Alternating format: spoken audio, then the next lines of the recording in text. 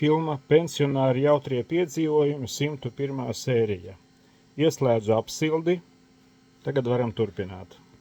Tātad ar leduskapi es noskaidroju, kas pa lietu. Paldies Kemperiem LV Rīgā ganību Dambī. Izrādās šis te vadības bloks jāmaina ir. Uzliku vienu citu, nekāda kļūdas paziņojuma nav. Un skatīšos, kas tagad notiek. Tā, kur es tieku pie tiem vadības pogām. Nu, kas tagad būs? Būs kaut kas vai nebūs? Ieslēdzās uz 220 voltiem, kas ar kļūdas paziņojumu. Nav kļūdas paziņojuma. Nav. Un tagad skatāmies uz nākošajiem darbiņiem. Nākošie darbi būs Starlink antēna uz jumta. Tur būs daudz darba un daudz izmaiņas uz jumta. Bet tagad parādīšu, ko es te sataisīju bagažniekā. Joprojām pārtaisu akumulatorus. Būtībā svars nav palielinājies, akumulātoru svars salīdzinot ar citiem gadiem, ko es ceļoju. Būtībā tie paši akumulātori, kas ir. Tikai tagad jau 3 akumulatoriem es nomainīju BMS uz JK BMS. Un visiem tiem 3 jau izvilku to vadības kabeli te uz bagažnieku. Tāpēc, kad nelikšu ekrāniņu pie katra akumulātora, bet vienā vietā vienu. Un te tāda pārslēgšanos uztaisīju. Tātad kreisajā stāvoklī mums ir plakanais akumulators, 280 ampēru stundīgais, kas būtībā ir portatīvs pārnēsājams. Pieslēgts ir apmēram kilovats vai vairāk slodzes, skatāmies no plakanā, ņemās 32 ampēri. Pārslēdz uz nākošo akumulatorus, kas ir zem Kempera grīdas, 314, nākošais zem grīdas 314 ampēru stundīgais.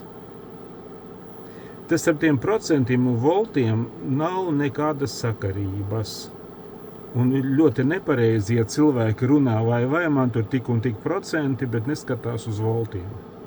Tā, un nākošais, ko es pēdējās dienās uztaisīju, tas ir 560 ampēru stundīgais akumulators, kas atrodas zem pasažiera sēdekļa. Te katram akumulatoram ir sava reset poga, un viņi ņemās 26 ampēri. Un nākošais varētu būt tā saucamais portatīvais, bet es neesmu vēl tur pievilcis pie viņa. Tas ir šis te tā saucamais portatīvais, kas ir 300 ampēru stundu. Tātad te viņa nav, bet kas zem sēdekļa 560 ampēru stundīgais ir 26 ampēri. Nākošais ir, kas zem grīdas pārtaisītais, pilnībā pārtaisītais ar dzesēšanu un apsildi 314 ampēru stundīgais. Viņa arī daudz iet 28 ampēri. Pārslēdzam te uz plakano kasti, kas ir tepatās uz plakano kasti. Viņas iet 32 ampēri šis te. Un tas ir temperatūras mērītājs. Viņš ieslēdz ventilātoru plakanai akumulātoru kastē, kad viņa temperatūra pārsniedz, neatceros, kaut kādi 20 un kaut cik 23 grādi laikam, tad tur ieslēdzas iekšā ventilators plakanajā kastē. Bet akumulātora, kas zem grīdas, tur pats BMS regulē. Tāds mani pārtaisījumi. Un te es tā smuki noslēpu. Tur vāciņu neuzliku priekšā. Tur neuzliku vāciņu, un te ir daudz elektronikas apakšā. Šeit es ilgi lipināju no stikla šķiedras auduma un epoksīdas veķiem tādu pārvalku uztaisīju, tādu vāciņu, kur visus tos vadus virs riteņa arkas nosedzu. tāds mums sanāca. Un te turpinu pārtaisīt to akumulātoru 560 ampēru stundīgo, kas zem pasažiera sēdekļa. Te jau iet uz beigām tie darbi. Tātad BMS-u nomainīju uz JK BMS-u. Ekrāniņu aizvilku jau 6 metrus apmēram uz kempera aizmuguri. Tur 3 dienas vadu vilku. Būtībā es arī apsildi, te varu pie tā dzeltenā vadiņa pielikt klāt.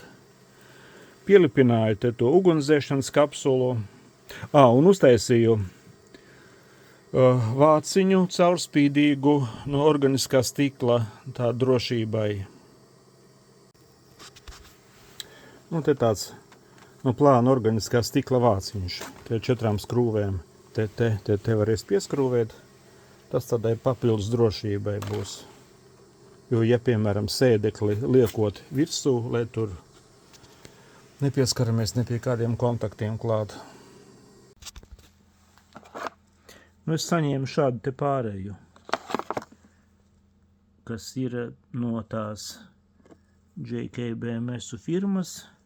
Te spraudīsies iekšā tajā BMS, aiziet 3 vadiņi. Pa to kabeli tips B, Victronu varētu mēģināt viņu tam pievienot. Kā tagad es ar to kanšinu? Paeksperimentēšu. Kaut kā mēģināšu savienot.